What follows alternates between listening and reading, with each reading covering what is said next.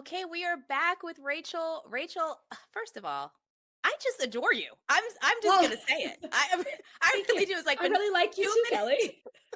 It's been like 10 minutes recording, and I'm like, I really like Rachel. I'm that person. So don't say you adore me because I have no chill. I'm out here being like collecting people as I go through life. But I'm just like, There's you have got nothing wrong such a with great that. and you I think so many people are going to relate to what you have to say. I think that's the other part is just how relatable it is. We were just talking about this lightness that you felt, but that it came off the other side of a spectacular, like a big burnout for you. Mhm, And this mhm. choice that you made to pursue rest and renewal, right? You took Yeah. a lot of steps. So, can you tell us a little bit about that? Because it wasn't just a simple, like, I'm going on vacation. See y'all in a couple weeks. Like, you made some pretty big decisions. So, first, Yeah. tell us what that period of life was for you and what went into that choice. So, I would say multiple times in life I had to make, big decisions. When I left my legal career, that was a big decision. It was a conversation I was having with my hairdresser. And it was like she said something to me, and I was like, you know what, you're right. And it's hard. It's hard, especially when you are so type A and you have to plan everything as it goes. And there's this fear of this loss of control. My Enneagram number is 8, and that's like our biggest fear. And so when there's comfort in walking the straight line and knowing each like put that you're putting one foot in front of the other. Like for me, I knew I was going to college, going to law school, becoming a lawyer. That's linear, that's easy. I'm so far off that path and so much happier, by the way. But I never would have, thought that if I had not, taken that time to pivot and to figure out what's next or to reset.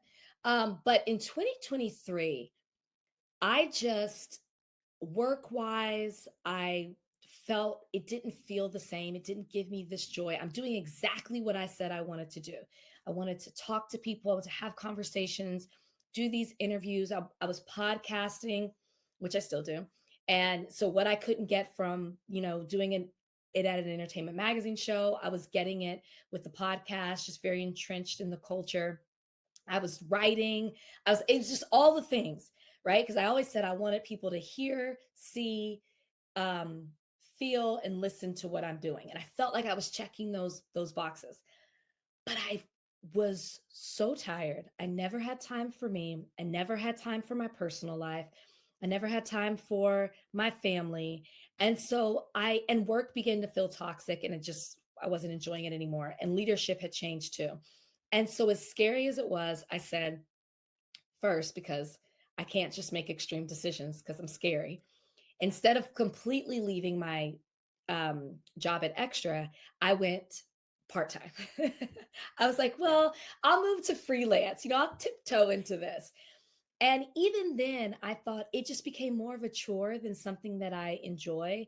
And if that's the case, I might as well go back to practicing law. I loved law, but it wasn't fulfilling to me. I left to do something that fulfilled me. This was no longer bringing me that feeling. And so I decided also to take a step back because I wanted to focus on my personal life. I wanted to focus on kids and growing a family and spending more time with at the time my husband. And so I took that step back, and I had so much more time on my hands, and it was in those moments that I started to evaluate the life that I was actually living and seeing what it was actually like. I was in a lot of therapy, I was talking to a lot of friends, I was reading, and I just was like, I'm not quite getting what I thought I was going to get in this, detachment. And then something personal happened in July that really opened my eyes. And I was like, I have to get out of here and I have to go. And I left my job at Extra in August. And I was like, I have to get away. I need an eat, pray, love moment. And I went to Europe for 2 weeks and I got my life back. Never have taken a 2 week vacation in my life. I went with my best friend. We went to Italy, we went to Paris. It was life changing for me. And really, I came back with this. I know exactly what it is that I want. And I was so zen, right? Everything rolled off my back like water. Oh, doesn't phase me. Oh, I'm not going to get angry. Oh, like I just, like, miss me with that. Do you, do you. And it gave me the power to tap into what it is that I wanted. I had detached completely from extra. I was doing exactly what I wanted with higher learning and my other podcast, Morally Corrupt. And I was starting to have honest conversations about the reality of my relationship. And you know what I let go of too, as well? I let go of fear. I let go of some of the mask that I had been wearing in 2023 and before. And I decided to confront it head on. And I've been talking a lot, so I don't even really remember exactly what the question was, but I really hope that I answered it. I answered You your answered. question. I'm riveted. No, you answered it, and then there's like so many other questions coming up for me as you're talking. I'm like, I want to ask about this next, but I think you're hitting on a couple of things that overachievers have in common. One, because it's like listening to my story of just different characters, different Mm, context, but it's very similar. I can highly relate. I was like, this job is not doing it for me anymore, but I'll just go part time. Like I'll pivot a little bit, and then the pain right. is still, it's actually more painful. I don't know if that's what you experienced, but it got worse. I Yes. was like, oh no, I actually feel more burdened as I'm stepping away a little bit. Like now I'm Right. really seeing how this was not in alignment. And the question is still there, like what fulfills me. And for me, like my burnout was on the heels of me running. I lived 5 years in Europe. So I really Okay. left. When I left, I Oh, was gone. So I lived in Italy and I lived in the UK for 5 years, it combined. jealous. And I'm we'll so exchange jealous. places you can go. If you're going back, I'm sure. There's so many places. But in that rest and renewal decision that you made, you talk about space. Like that's Hmm. what opened up for you. And the thing about that is when you create space, truth comes in, the mask Oof. slips, and you're like, oh, I got to look at myself. And Hmm. that's very uncomfortable and very painful. And then on the other side of that, it's like, I got to look at myself, and there's space now for other things, Yeah. Yeah. like finding my There's. joy, going to Europe for 2 weeks and enjoying, eat, pray, love my way, and coming back zen. Like I think that process is very relatable for people if they can make the space, and it doesn't have to be Europe.